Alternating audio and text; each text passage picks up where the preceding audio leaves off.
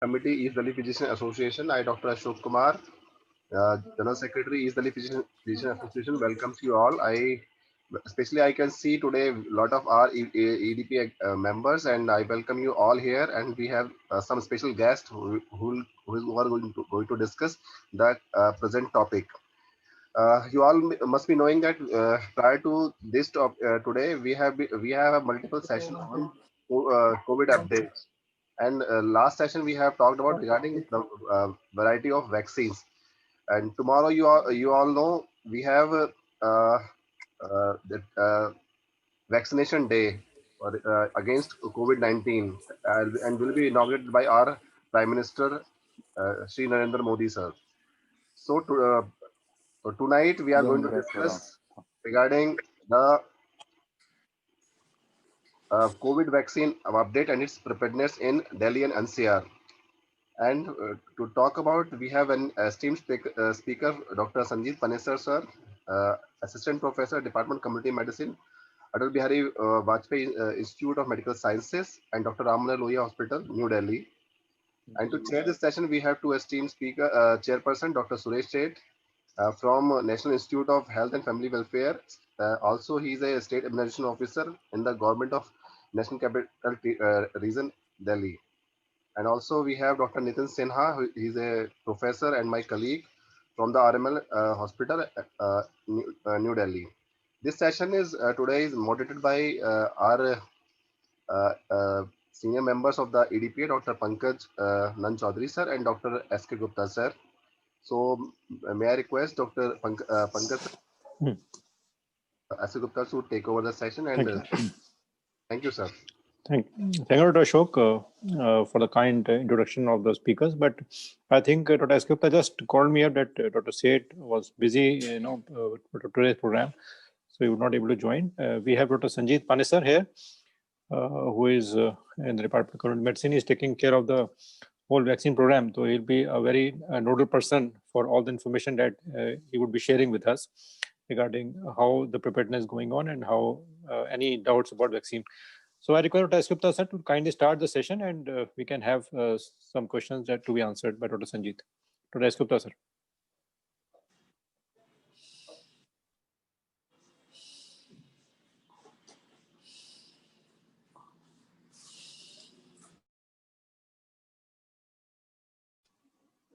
So Dr. S. Gupta sir, kindly unmute yourself.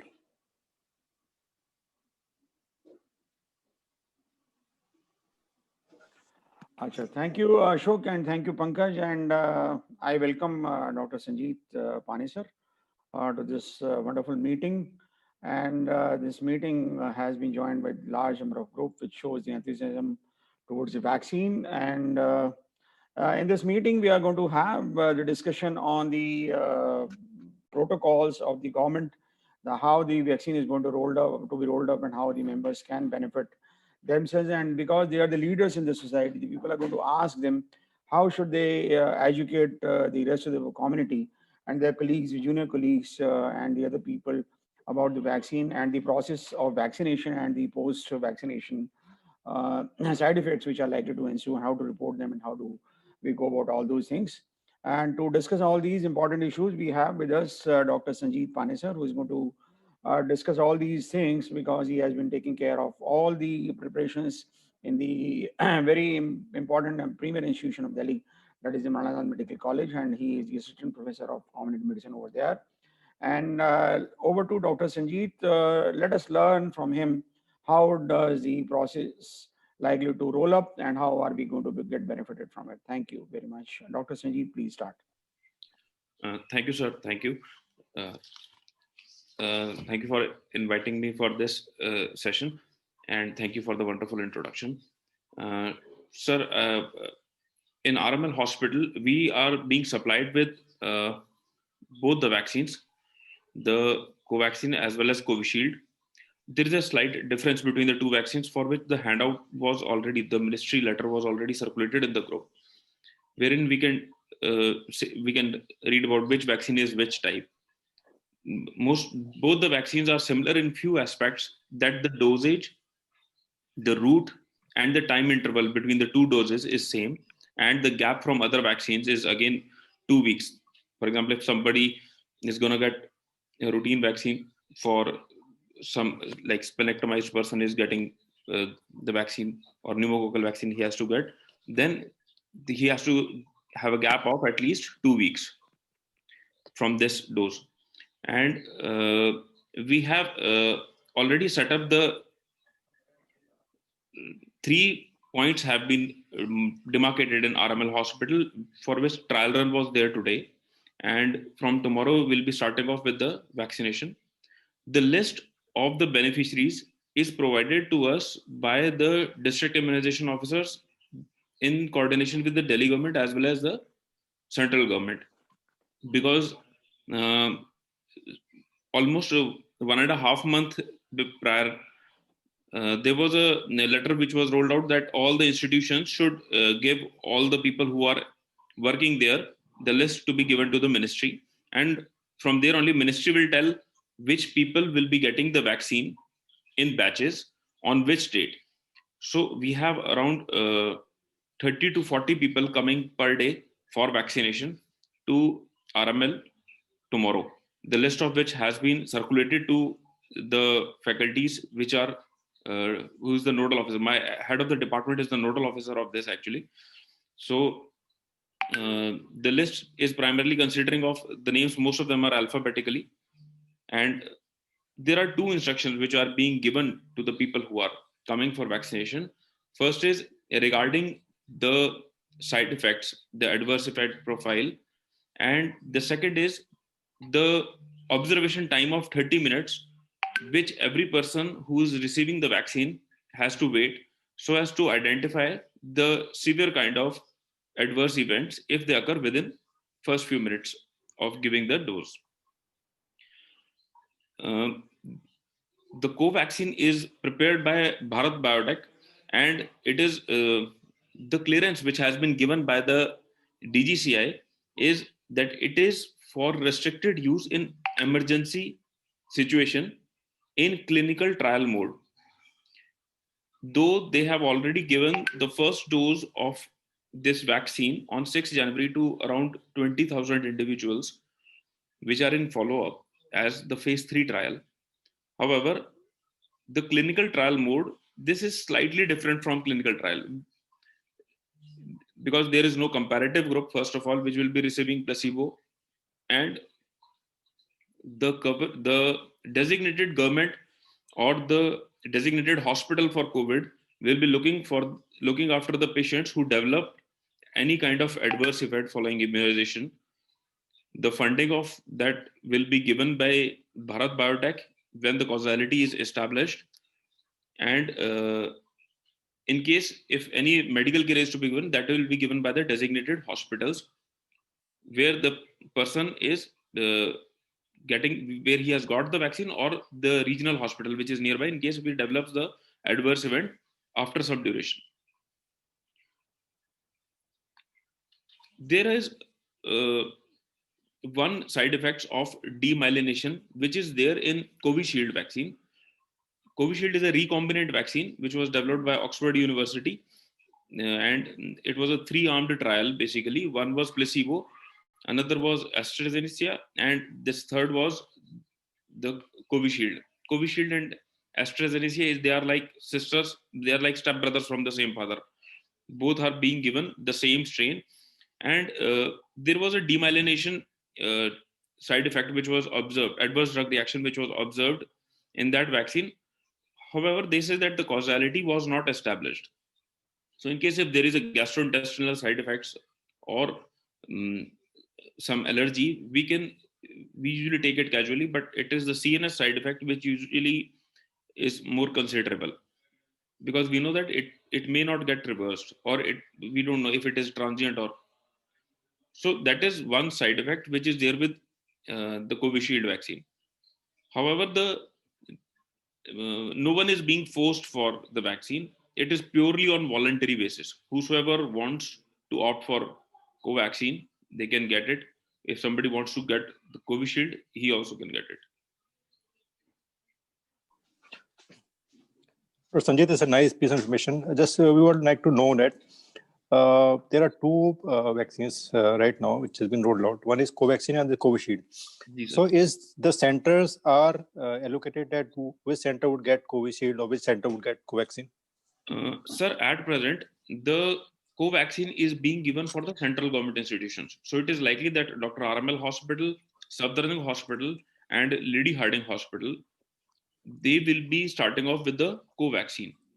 And Covishield, though we have received some doses of Covishield also, but right now we are being asked to give Covaxin first. And I think Covishield is going to be started in the Delhi government hospitals, which are there in Delhi. So it is likely that both the vaccines will be given, but maybe at a different timeline they will give. The ministry, I think, is focused right now on giving Bharat Biotech vaccine for the central institution that they have clearly specified to us. I think Delhi government in discussion. The important highlight of the thing is that will the recipient, will the person who is coming for the vaccination, say in the RML hospital, you have both the vaccines, Covishield as well as the Covaxin. If the person who wants to get vaccinated, will he have the choice to choose a vaccine, or he'll be allocated a vaccine and that will be administered? In case he wants to opt out, he can opt out. And in case he wants to come in for that vaccination, he can jolly well get that vaccination, but he does not have the choice. Sir, at present, he doesn't have the choice. The list which has been provided is for Covaxin. The only thing is the person may opt out in case if he doesn't want to get it. That's very nice. And how, Dr. Saab, it is very important to know, how will the people come to know that they have to go for the vaccination on a particular day? Sir, all the people whose list was taken up by the government, they are being informed on the email as well as their contact number, which was provided by the person itself on the database which was asked to us almost 1.5 months back.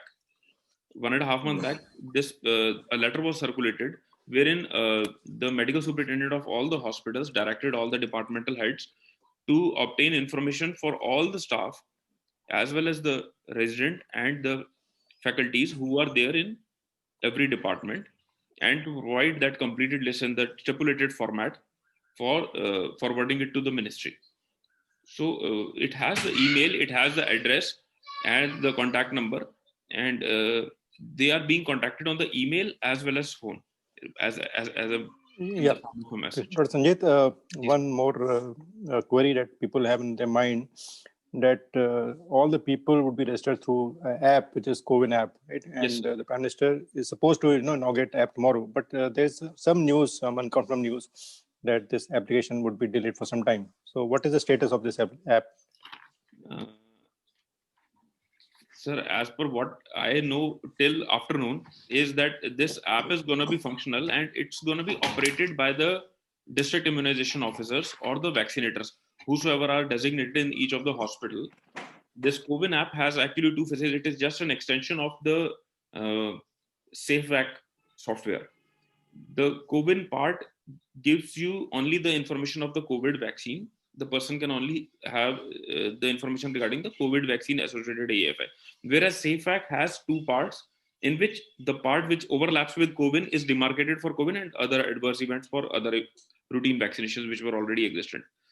So till afternoon, like 3 p.m., I had a interaction with my HOD, and till then it was that this app is functional.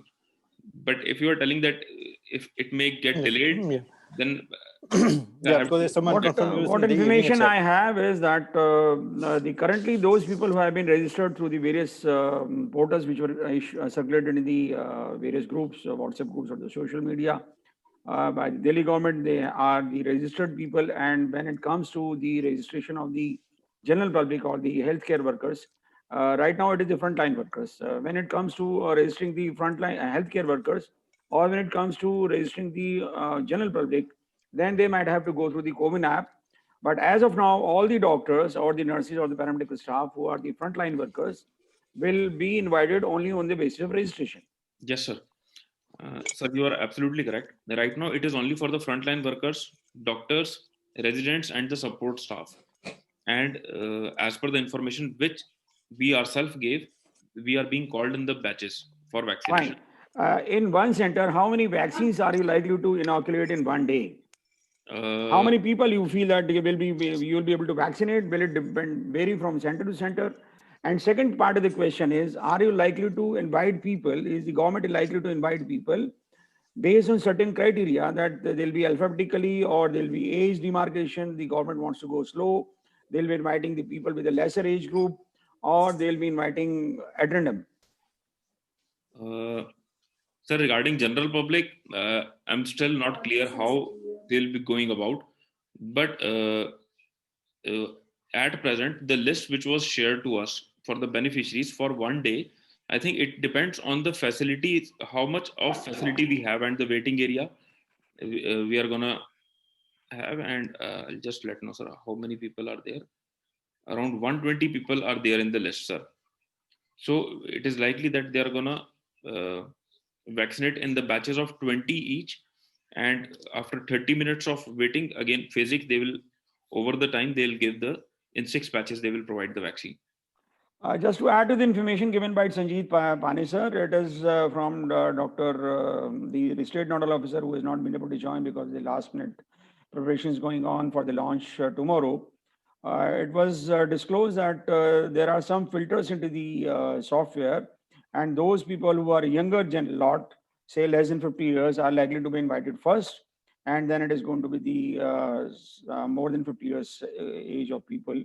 And it is about 100 people are likely to get vaccinated at one center. As Dr. Paneswar said, that it is around 20 people. It is 20 people in one go, because the vaccine, the multi-dose vial of the Covishield has about 20 doses, and the Covaxin also has a 10-dose vial as well as a 20-dose vial. So probably whatever one single multi-dose vial they want to open, they want to just finish it off, and then they want to open the next one. Yes, sir. Sir, there is a question in the chat. I can see that how many doses are there and are they interchangeable? There are 2 doses, 0.5 ml, at least 4 weeks apart.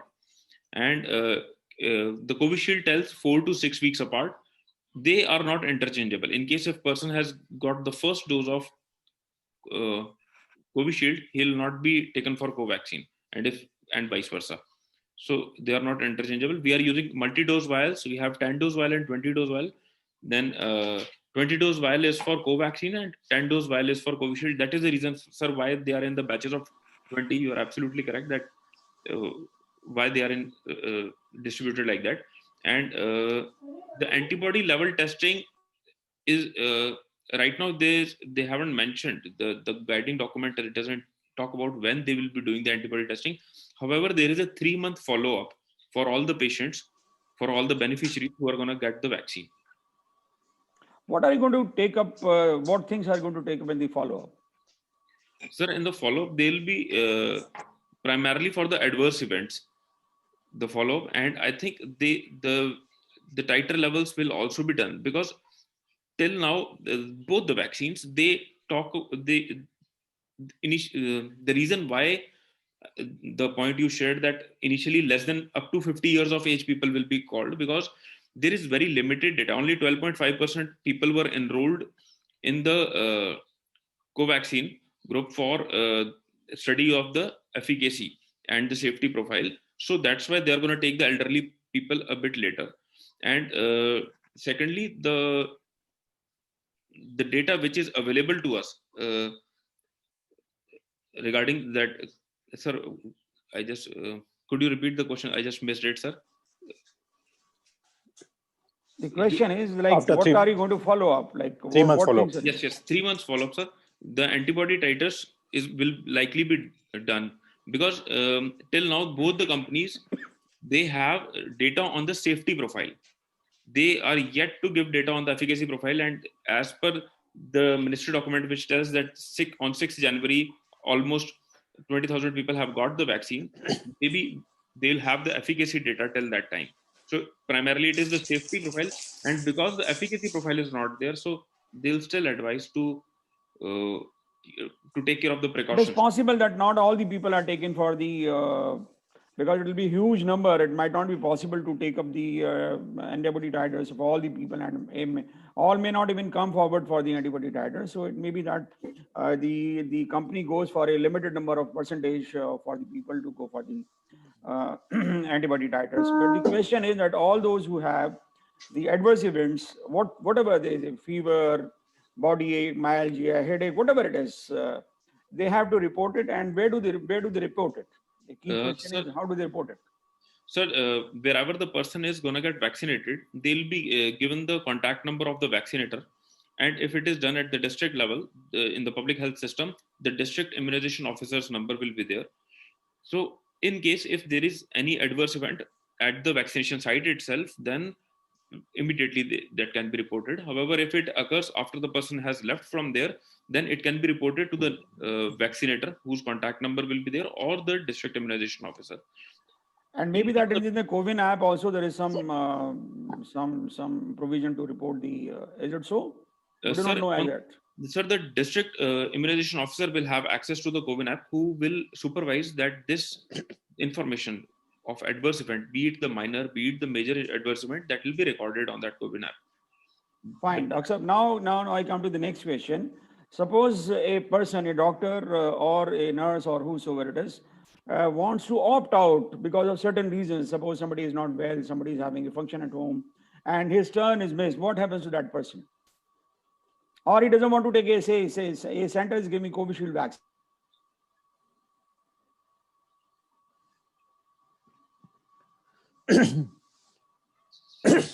Dr. Sanjit, I just want to ask you what Dr. Escopta might be some audio issue.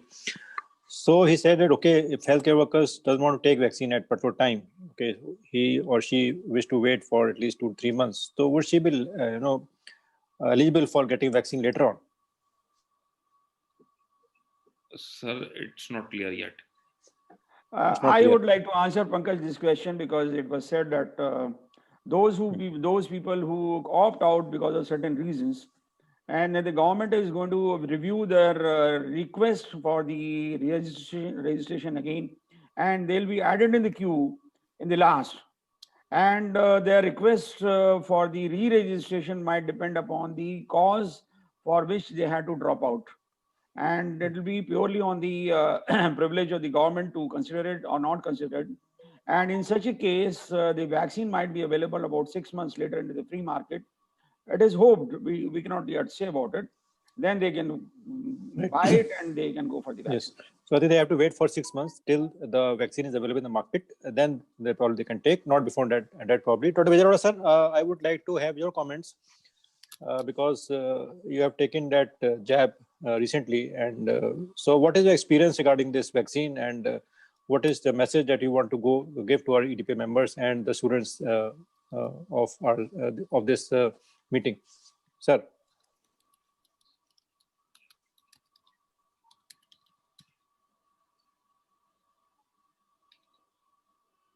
Vijay sir unmute कर लीजिए sir. Hello. Yes, sir. Whatever I have discussed with the people who have taken this vaccine, or the people who are the part of the studies, I could not find out a single person who had any major adverse events apart from fever on the day 1, which they received only 1 or 2 tablets of crocin, and body aches for 2 to 3 days, or mild pain at the site of injection. Nothing else. And the concerns raised were encephalitis and meningitis. As of now, we have not encountered with any people who have learned from the people who have vaccinated lot many people. So it's quite safe as other vaccines are, but still we are all guinea pigs, because government has asked to behave like guinea pigs. The first 1 crore people, only doctors will be given and healthcare workers will be given. So this will be a phase 4 trial also, and they will collect the data of these phase 4 trials. That is why the app and everything is being made. So let's find out. Hopefully these things are safe. That is why. But how long the antibodies are going to persist, and how safe is the doses which they have coined 0.5 ml both the times. The schedule which the US and the UK they are following, it is 0.5 ml and 1 ml after 4 weeks, not 0.5 and 0.5 ml. And how much the T cells are going to make antibodies. It all depends how we take, because 0.5 and 1 is the ideal method of vaccination, and, and nobody knows how long the antibodies are going to remain. So one of the person with whom I discussed is from the Mayo College. He's immunologist there in US. According to him, if the second dose boosts 4 times the normal antibodies which are present at the time of second dose, then means your immune system is boosted up and you do not require. But we cannot uh, test antibodies level in each and every person whom we are giving the vaccination. So the ideal would have been 0.5 ml and 1 ml the second dose, but we cannot say anything what the government decide has to take it 0.5 ml and 0.5 ml. Thank you, Dr. Vijay. And another important thing is that all the members to know that when they go to the vaccination center, they are likely to get a form to be signed up, which is a consent form. And without signing the consent form, they might not be eligible for the vaccination.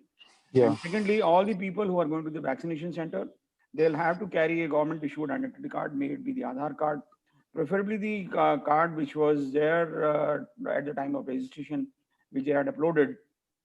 But the other cards, other government IDs will also do the same. Is it true, Dr. Panesar? Yes, sir. Sir, those who have already registered, they have to carry the same ID along with, and there was an instruction that except for Aadhaar card. So most of the people who mentioned, other than Aadhaar card, they have to carry the government ID. So I think it's a very important piece of information. And Sanjit, there are two issues. Like suppose you are at RML and possibly you'd be getting Covaxin over there. So what is your personal preference regarding these vaccines, Covaxin or Covishield? Because you have studied both of the vaccines. Very pertinent questions which has been asked by all our members, that if you have to choose between Covaxin or Covishield, it's not true at this point of time, but maybe after 3 to 6 months time, what would be your choice regarding these two vaccines? Sir, at present, likely I'll go for Covaxin.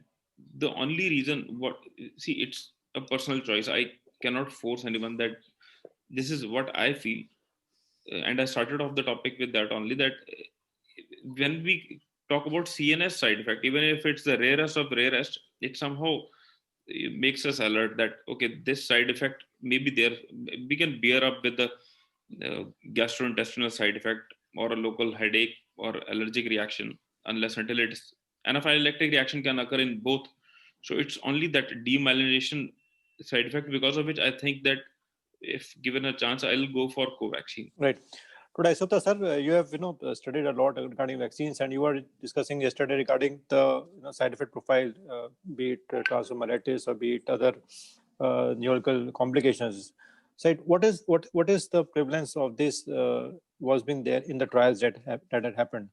Is it comparable to previous vaccine trial, or it is a little higher with Covishield? Covishield, they have reported 3 cases of transverse myelitis and 1 case of encephalitis, which was reported in the social media, and which was shut down with a very heavy overkill of say 100 crores of countersuit. You might have all read it. Right now, I'm going to focus on the transverse myelitis. There are 3 cases were reported during the trial, and it is that data is in public domain. And in 1 case, they said that it is because of the placebo. And second case is saying that it is not related to the vaccine because the patient was having covert multiple sclerosis and somehow it got flared up, or it went through its own course and presented with the transverse myelitis. And third case, they could not blame anything else, but they had to accept that it could be related to the vaccine itself. The most important question is that the neuroinflammatory side effects, see the encephalitis and the transverse myelitis, are very serious side effects. And 3 cases in about 11,000 patients is a very big number. That is 1 case in about say 3,500 people. And if I translate it to 1 crore of the healthcare workers, then it translates into nearly about 3,500 people in 1 crore number. and that to a very debilitating side effect, which may take long time to recover and may change the lifestyle of the entire patient. Second comes the other issues. If you go through the leaflets, then you will find that there are a lot of side effects mentioned in the Covishield leaflet, and say more than 60%, more than 50%. The fever has been seen in more than 50% people. The fatigue has been seen in nearly more than 40% people. Though there may be mild side effects, these patients may not or may get the infection through the natural course, but once they go through the vaccination, Dr. Arora is very lucky that he did not have any fever or the other things, and I hope that other people too do not have. But when you go through the document itself becomes very scary, particularly when we go vis-a-vis into the Covaxin document, which shows that the side effect profile is not more than 2 to 3% or 5%. That too is small pain, which is likely to be there even if you inject simple water. Regarding the efficacy of the vaccine, right now I'm not concerned with the efficacy of the vaccine. May it be 60%, may it be 70%, because all the trials, when they talk of efficacy, they talk of probability. Because, and when they talk of side effects, they talk of the real occurrence of the issues. Because once the vaccine is said to be 90% effective, it means that the 90% of the people who were vaccinated did not get the disease. Maybe that they were not exposed, they changed their behavior. So whatever is the efficacy data is a probability. But whatever is the side effect data, it is a reality. When we say that 60% people got fever, it means that 60% people actually had fever. And it is also highlighted by the Bharat Biotech CEO or the director that they were given heavy doses of paracetamol. I just wanted to add to it that here we are not going to give any preemptive dose of paracetamol or any anti-inflammatory drug. And people will be like managing, most of the doctors or the nursing will be managing their pain, fever, and other myalgia, headache, or the fatigue by the anti-inflammatory on their own, to which there is no contraindication. So as of now, to me, the efficacy data may not be very important because, to my knowledge, the R0 of the coronavirus is 2.5. And if I translate into the efficacy, then we need about 60% people to be vaccinated to develop an herd immunity. So any vaccine which shows a 60% efficacy is a pretty good vaccine. So I'm not going to go after the Pfizer vaccine or the any other high-end vaccine. Even if the Covaxin is given, and it is much more safer vaccine. And what I understand, what I've been given to understand, that the data was presented, the phase 3 trial data was presented to the subject expert committee. And they're all very intelligent people in the subject expert committee, and they must have gone through the data and they have approved the vaccine. And it must be a very good vaccine, or I believe, though we do not have any choice. And I feel that it may be a bit early to discuss all this. The experience of the people like Dr. Arora and the other people who are going to get vaccinated in due course of time is going to give us the real picture.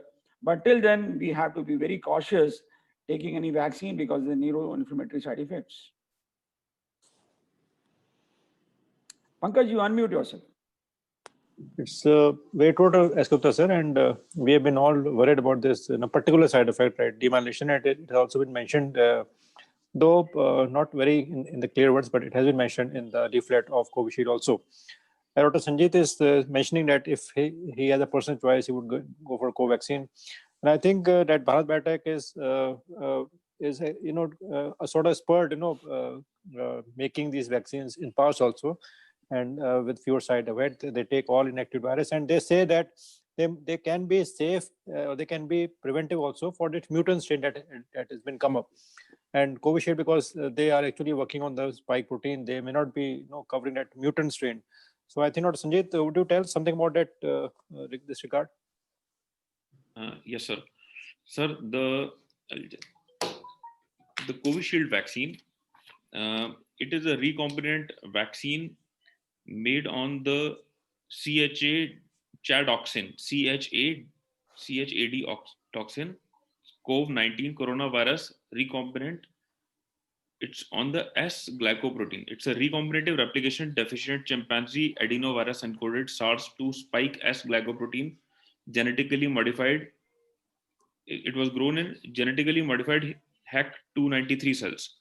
So the recombinant vaccine is, it becomes very specific because it is only for the spike protein. In case if there is a mutagenic virus or a mutated form which may have a different glycoprotein, it may not be protective. However, whereas when we talk about the co-vaccine, it's a whole cell inactivated vaccine which is being given by Bharat Biotech. And yes, it exposes the body to a number of antigens. Yes, sir. So even if the one antigen changes, the spike protein of that mutant changes, the other antigens might be affected. May be able to hold. But this is all theoretical. We still do not know what sort of mutations come and how long do the antibodies protect and how long do they stay in the body. What is the T cell response? And only time is going to tell. But as of now, theoretically also, we are sound with the co-vaccine. Right. So now the other question that comes up regarding the antibodies, because most of the healthcare professionals actually they're exposed to COVID and possibly they are asymptomatic or they did develop some mild infections and possibly they might have developed some antibodies. So what is the criteria of those people who have antibodies, COVID antibodies for the vaccination? Dr. Sanjeet.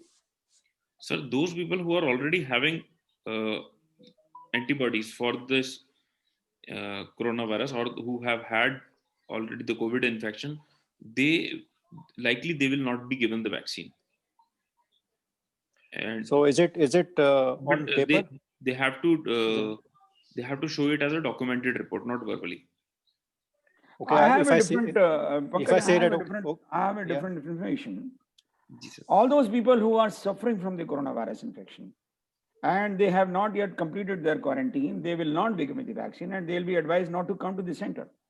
But those who have had the coronavirus disease and they have recovered from the COVID-19, they are not going to get discriminated and they are not going to be denied the vaccination for many reasons. Number one, the vaccine itself might act as a booster. Secondly, the virus in itself is one virus which basically suppresses the immune response. So the antibody levels in these patients, they have been pretty low and they have not been found to be sustained for a long time. And the T cell responses and the neutralizing antibody responses through the vaccine, which has an adjuvant, the production of antibody levels and the T cell responses many times higher than the serum. So it is quite likely that those patients who have recovered, particularly the mild disease, those who have recovered from the mild disease, will be invited for the vaccination and they'll be encouraged to have the vaccination. And of course, those people, and there is no checking of there is no pre-vaccination checkup of the antibody levels. So there is, as of now, there is no bar for these people to go for the vaccine. Right. I think there's a general saying who have antibodies, I think they can be vaccinated. Right. Some question, Dr. Sanjeet, regarding the history of allergy, because Pfizer has some issues with anaphylaxis and all that. So, and it is also written in Covishield this thing that patients who are allergic to some vaccine before or some other allergies would be a little relative contradiction to that. And a question that had asked in a group that okay, if the person is allergic to say antibiotics or some NSAIDs, would they be eligible candidates for vaccine, particularly Covishield?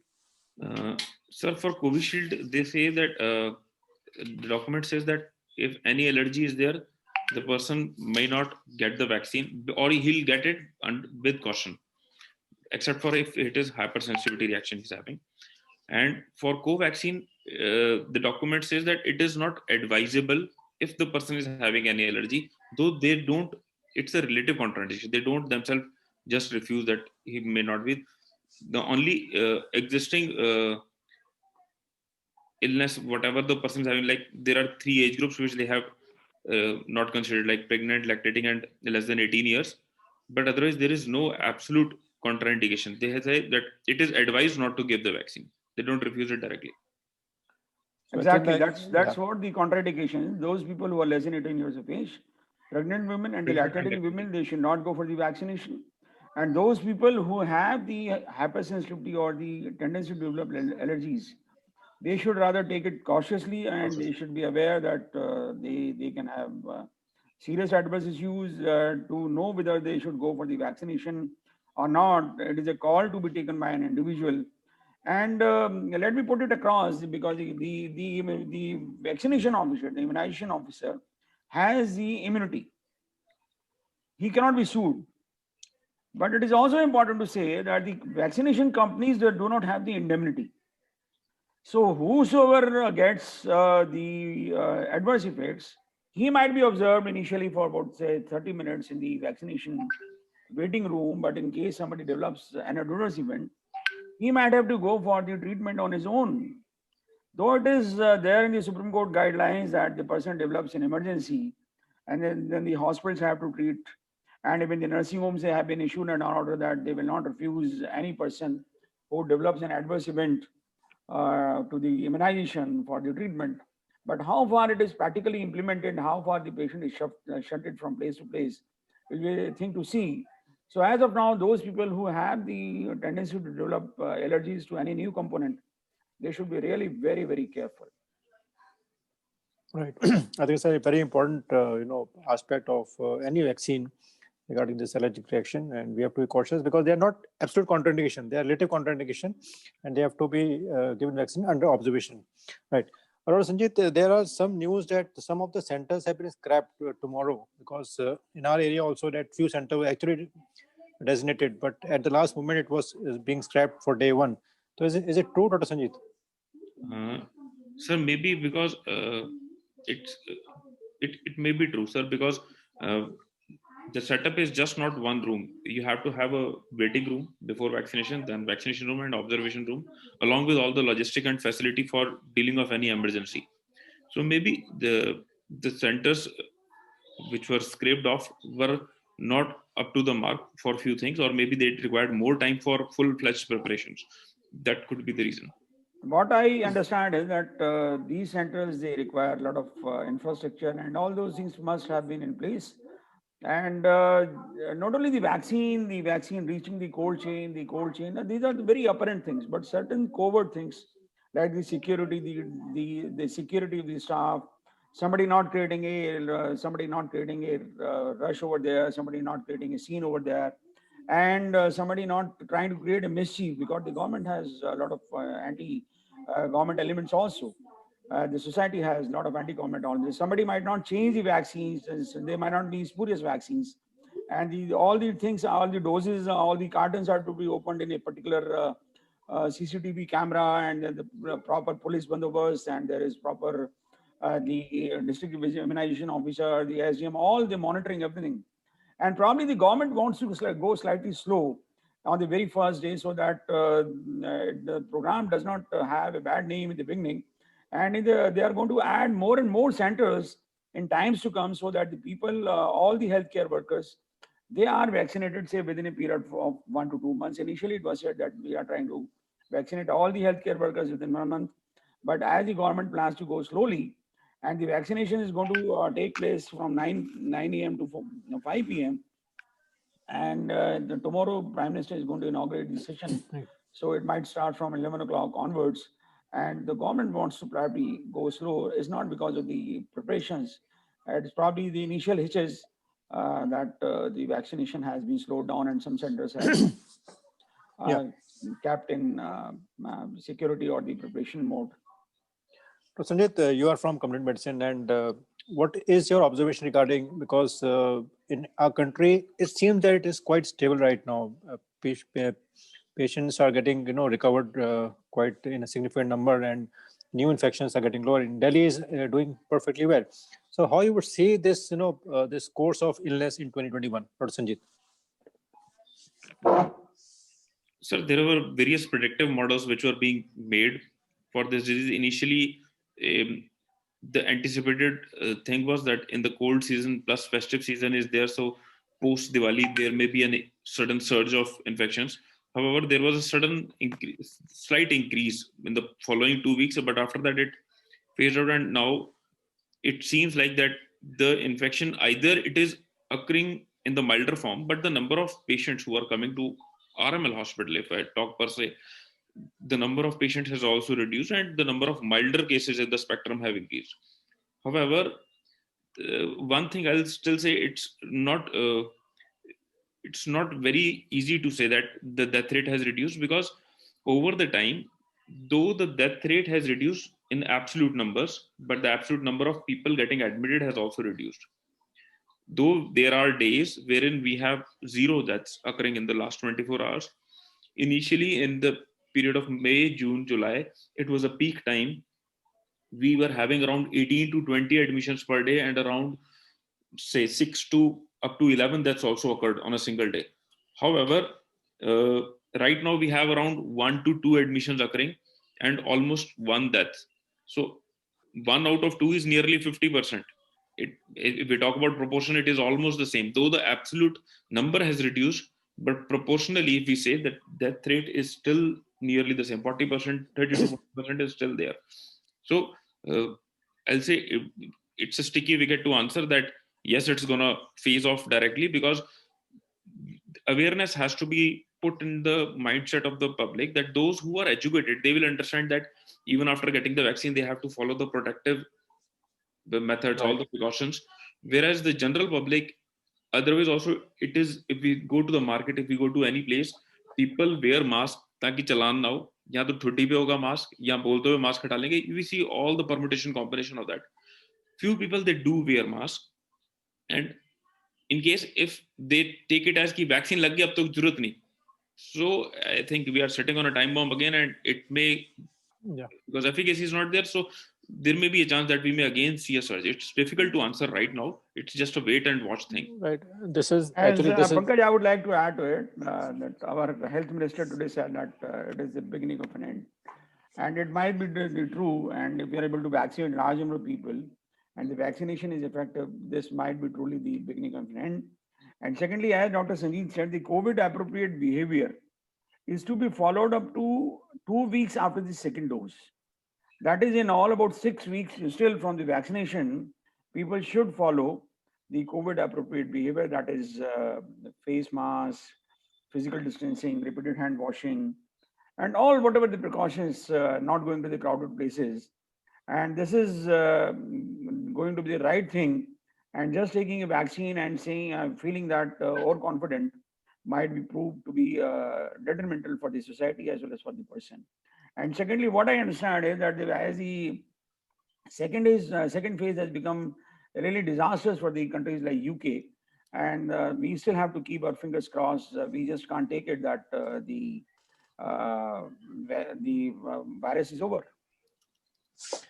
So the question that I asked, because the mortality rate is still 1.45%, and in the last session, Dr. S. Gupta sir, we have discussed the New York model, and actually New York, everyone knows that what the havoc that had created with the mortality rate of 5 to 7%, and they worked hard, and they could curtail the death rate to less than 1%. And now New York is fine. So it is all the government policy also there, but still you're absolutely right. The number have gone down, but deaths are also occurring. So I think COVID vaccine would change that number, so that we can reduce the mortality rate to less than 1% that every government wants. And that's why actually we are forcing this part of this vaccine drive in a country for that same reason. Dr. Paras, you had a question. You can unmute and you can ask.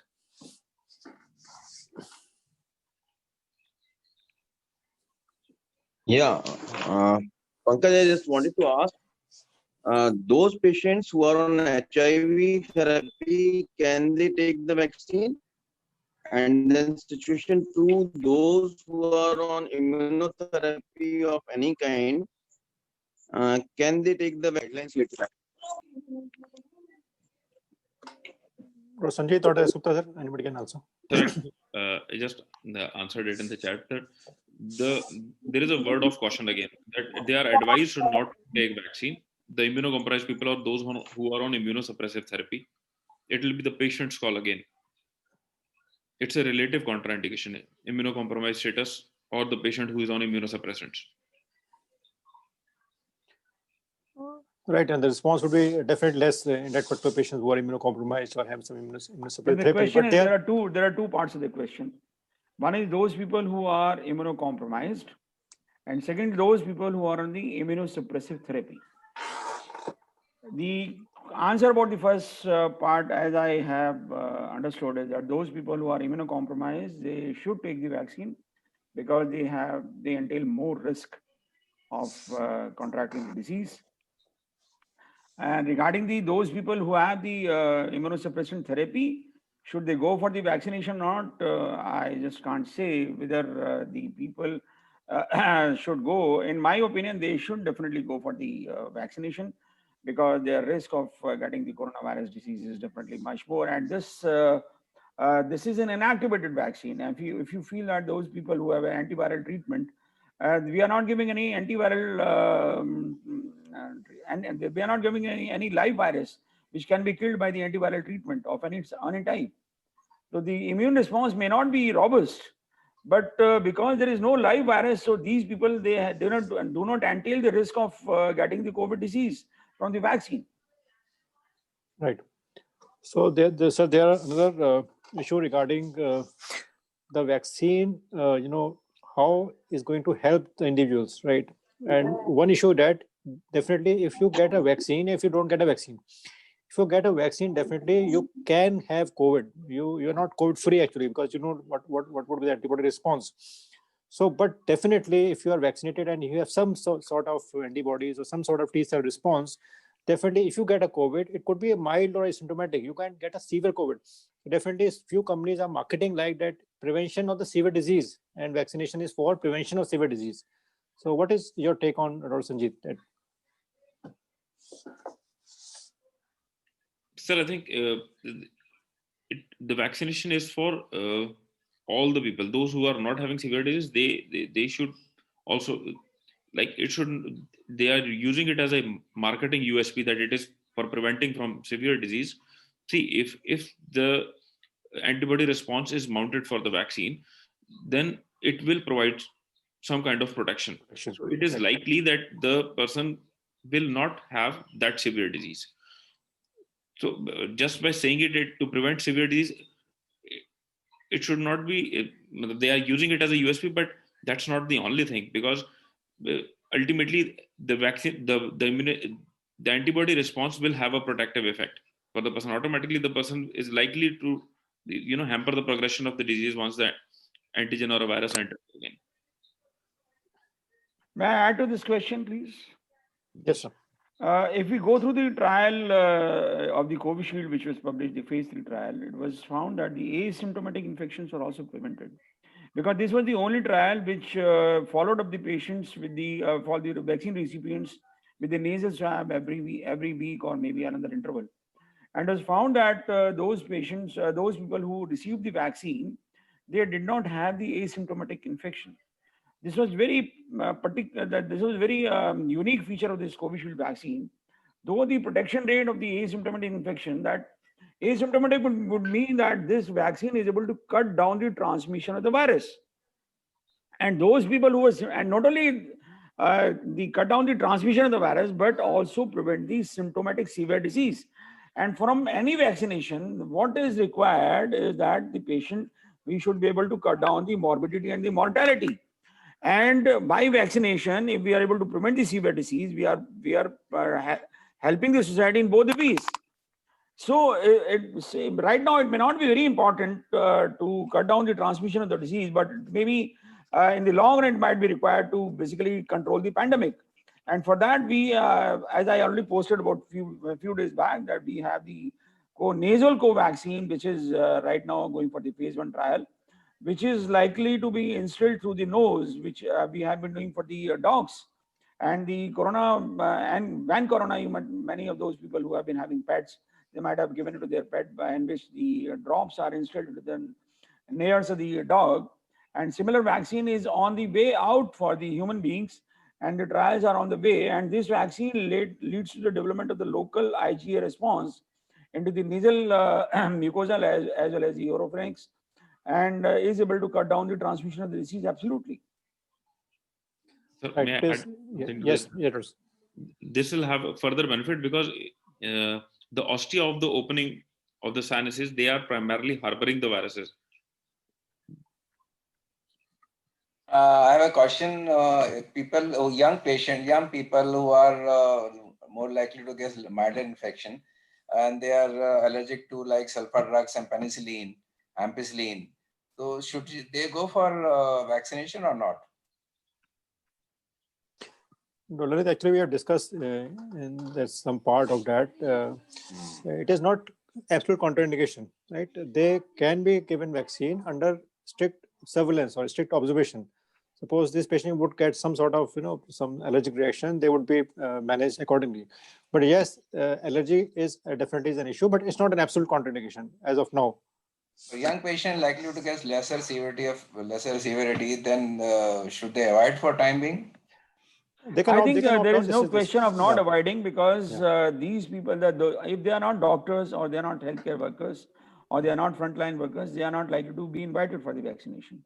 And we will have about 3-4 months time for the things to emerge. And then they can take a defined call.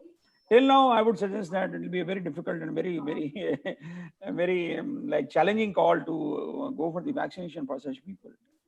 But Sanjit, actually, it is our association, that East Delhi Physician Association, is very active, and we've been doing a lot of this COVID activity for past 1 year, and we have done a lot of updates. And we have actually a poll on that, right? I think 1 or 2 months back. So we have made a poll that suppose a vaccine comes, and if you want to take that vaccine, if you don't want to take vaccine, and if you can wait for some time to see the efficacy and the side effect profile, and almost 80-90% would actually opt for third option, that they would be look for the safety and efficacy, and they would opt for the vaccine after 3 to 4 months time. So I think that the statement is still there still now as of date, and vaccine is actually on board. So it is a very difficult decision at times, because Dr. Dasgupta sir said that in a small trial of 11,000 patients, 3 patients would get demyelinating disease, and if one of us get the demyelinating disease, the life is over then. So it's very difficult to accept that in that demyelinating disease like happily, and you just go and take vaccine. So it's a very important issue. Pankaj, I would like to add upon it. There was a question asked in the group, those people who have the multiple sclerosis or who have the neuroinflammatory, some underlying neurological disease, should they go for the vaccination? Similar question was asked to me from a friend who is living in USA, and she happens to have multiple sclerosis. My answer to her was that they should really wait, and they should see the picture emerging, because they already their neurological system is already compromised, and unnecessarily burden it with something which has slightly higher incidence, and rather they should continue to follow the previous vaccine, that is the mask and the physical distancing and other things, rather than to expose themselves to another risk. Right. So, Dr. Sanjit, one more pertinent question regarding the other vaccines that would be probably available, like Novavax and Pfizer and Moderna, and actually they are applying for this emergency authorization in a country also. So, how do you see these vaccines? What is the future of the vaccine in a country as of now? Maybe 3 months, 6 months later. The newer vaccine or this one? Yeah. This mRNA vaccine and that's. Sir, Pfizer vaccine, yeah. If we wait for 3 months and maybe the phase 3 trials will come out, so the result will depend, their acceptance will depend on the phase 3 trial, what we get from the Covaxin. So if the phase 3 trial doesn't come out nicely, then it is likely that mRNA vaccine may be accepted. But yes, if it gives out a good result, then it is likely that the Covaxin will be there. Right. It's possibly that the approach to make in India or made in India would be preferable than accepting other foreign vaccines as of now. It seems like that. Could be, sir. It could be a part of political commitment. Could be about that Make in India project. Could be because of that. There's a question in the chat box that how will the private practitioners get the vaccination? Right now, Dr. Sanjeev, would you like to answer this question? Sir, how will the private practitioners get the vaccination? Sir, it is likely that initially, once the government official part is over in the portal, another list through the DIO, because the district hospital at every place, they are the main nodal people from where the private practitioners, whosoever are practicing in that district, their list may be made, or a line list could be made, and they could be offered up the vaccine, maybe in the second phase. This is how I think. No, I think it is different. All the people, I mean, the private practitioners who have already registered through the various government sites, they'll be called through the SMS and the email or the whatever the government fees. And even in this very first phase, another few days, the calls might start coming when the more and more hospitals open up for the vaccination. Though Dr. Sanjeev is looking after the government center, that is the RML, where the and their internal staff is likely to be the priority. But as the more and more hospitals like Max Hospital, there was a news that we are going to have this vaccination in the Shanti Mukund Hospital, the GTB Hospital, the State Cancer Hospital, and there is likely that we are going to have the vaccination facility in the nearby government of Delhi dispensaries also, and people will be starting to get SMS with the name and the site where they are likely to get vaccinated on the particular day, and 1 day in advance, and all of them can go there and get themselves vaccinated. There is no discrimination between the government or the private practitioner. Sanjeev, what is the enthusiasm in your setup, this RML? Because now people actually have learned about the side effect profile of this particular vaccine. Because in our center, like the surgical, the department is actually okay. We are not going for the vaccine for some reasons. So all people have opted out actually from the list. So what is the environment at your setup at present? Are they accepting, or they still have some doubts? So around 50 to 60% are accepting. The remaining 40% are still they're saying wait for some time. They'll opt out right now, and they'll wait, and then they'll get. But I suppose 40% is a big number. I think as the tempo builds up, more and more people are going to change their mind. As Dr. Vijay Arora said, that he had the Covishield vaccine and he's comfortably fine, and he's very happy. And when they see their peers getting the vaccine and feeling happy about it and boasting about it, and then it is going to change the mindset. It is initial fear which is keeping everybody away, and people want to see their colleagues getting a vaccine done. So actually, if the alphabetical is right, Dr. S. Gupta, your name would be little later.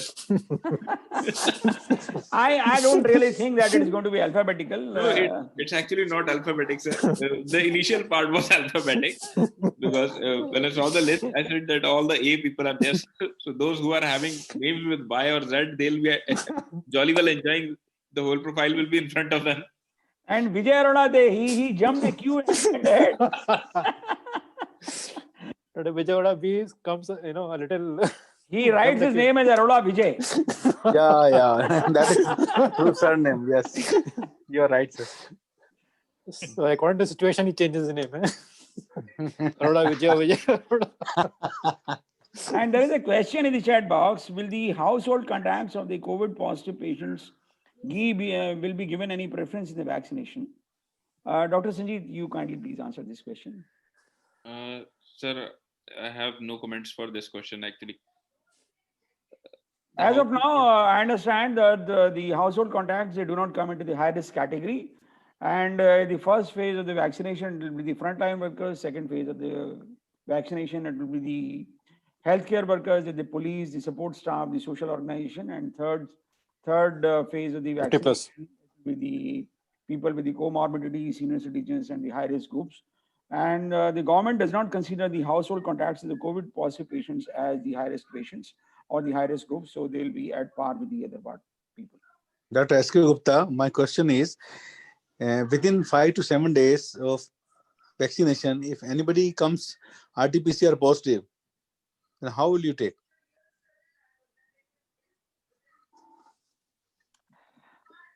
See, like for me, it is very difficult to say that the vaccine gave him the vaccine, the Covaxin or the Covishield vaccine gave him the virus. I really do not subscribe to this idea. Maybe that the person, and there's such cases have occurred into the foreign countries where the people got the vaccination and within 14 days they were found to be positive. The only explanation given was that these people, they contracted the disease before the development of the antibodies. So for each of the patient who will be receiving the vaccine, the batch number of the vaccine will be noted with the records. And in case if anybody comes as RT-PCR positive, as Gupta sir rightly said that the causality will be looked for. If many people of the same batch receiving the vaccine of the same batch are getting the disease, it is likely that the vaccine was Contaminated or something, there's something wrong with the vaccine. or if anecdotal cases are there, then it is likely that the person was either in the incubation phase, incubatory period, while he received the vaccine. So I think it is being turned out to be very interesting and it is beginning of the end. Dr. Vijay has rightly said, Dr. Gupta said that we have to wait and watch that how things unfolds. And this is a new vaccine, and everybody is in the world is pandemic, and it's a story that vaccine has been developed in just 10 months of time. So definitely, lot much things to be learned, and much experience would be helping us, our peer group or our colleagues. Definitely those would be getting vaccine, and definitely they will give positive vibes, and that could be a better sort. So, Dr. Sanjeet, before ending, what is your take-home message for physicians at large? That what would be their approach towards vaccination? I think they should have a positive approach for the vaccination, and they should go for the vaccination. See, we are well read about this. We have seen the side effect profile. There is a lot of discussion also which is occurring at various forums regarding this, and something is better than nothing. It's better to have some protective immunity response rather than getting the COVID infection. So I think if given a chance that the person has to choose between vaccination, then he should definitely choose vaccination if there is an opportunity for him to get the antibody response. So take home messages, you should take vaccination, and hopefully leave it to God. Tell others also to get vaccination. That's really great. Right, that's right. And I think that should be a very strong message that should go from this forum, that don't fear, evidently. And one of the colleague has rightly said, it is to choose on dying of COVID or having some issues which can be manageable at times. Dr. Paras has said that if I have a fever at times and when I'm going to take vaccines and I'm deferred, so what will the policy? I would be called or I would be deferred for vaccination? So the person is deferred for the vaccine during that time, though there is documentation by the vaccinator that the person is right now having fever. Once he's free of it, then he can again contact again. Right. So that person would not be deferred for long, and it will be called when the fever settle down or any acute emergency would settle down. Yes. And the patient will be called again for vaccination. And the other part is on cost basis, when it would be coming in India, on cost in the private setup, in the private market. Once the phasic coverage is over, sir, like once the healthcare worker and the support staff is done, I think after that it will come and go. But I think not in the near 3-4 months. It will not be cost. Maybe 4 months, 5 months down the line, it may be having some cost. Right. Or maybe they may even delay it further also. So because it's a pandemic, it's the life of the countrymen. So it is likely that the government may not take any cost. It may be just provided by various government or other institutions free of cost. As of now, the vaccine is being provided free of cost to the healthcare workers and the frontline workers. What about the rest of the people when it comes to whether they'll be given free of cost is yet to be seen? So likely it will be given free of cost. What I think, it will be given free of cost, like the way the routine immunization is given to the pediatric and the pregnant age group at various public health facilities. I think it will be given free of cost. It should be given free of cost if you want the society to get involved into it. Paras, that paramedics have to be registered actually. If you have a paramedic at your staff, it has to be registered and they will be given vaccine. No household people, non-medical, but yes, your clinic paramedic staff, if they are registered, they will get the vaccine. No issue regarding that. And So, there was a warning from the DHS, and in case it is found that you have registered some non-support staff for the family member for no reason, there might be some action. Right. So those such warnings they keep coming and going very frequently from the DHS. We have to be very clear about that. Your support staff, paramedic, would be registered and they would be offered vaccine. On which app we have to register our paramedics? Same app, please. Same, sir. CoWIN. No, Same not app, sir. CoWIN as yet. Because DHS and the site was there. DHS site on that site. DHS site. Okay. Same site. But CoWIN is actually still to be launched probably tomorrow. Okay. Yeah. Okay. So if there are no further questions, because we have discussed a lot of things today, and it was very fruitful discussion. Dr. Sanjeet, thank you very much. You've been thank you, sir. Given a very important information at what on government front that preparation going on, and everybody is excited. Our India is excited. Our Prime Minister is excited. Everybody is excited, and we should also take part actively in this vaccination program. And hopefully everything goes well, and we would be free from this pandemic. And we would able to see Dr. Vijay Arora smile again physically. I'm always smiling, dear. So, comment from Dr. S. Gupta, sir, and then we'll end the session. And I think it has been a wonderful session, and we have been able to discuss a lot of things. And Dr. Sanjeet was very nice in giving an overview of the vaccination center and how the things are going to move on. And I think in case somebody else wants to ask any question, a brief question can be taken up quick, and kindly unmute yourself and say whatever you want to know, because it's running quite late and we would like to wind up the session.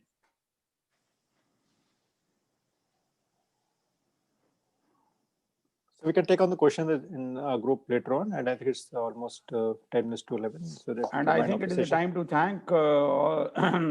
Sanjeet and other audience. Dr. Vijay Arora, may I request you to kindly present a vote of thanks? Thank you. I thank on behalf of EDPA, Dr. S.K. Gupta, Dr. Pankaj, and our guest speaker, Dr. Sanjeet Pansar, for their valuable time and support to the EDPA by presenting this COVID section. And I hope most of us must be benefited with this discussion on COVID vaccine, whether it is Covaxin or is Covishield. Both are going to help us, and let's see tomorrow what happens, because most of the centers will be opening by 10 a.m. in the morning and start the session. So thank you all for being there in the COVID session, and hope you have all get vaccine as early as possible. Thank you, sir.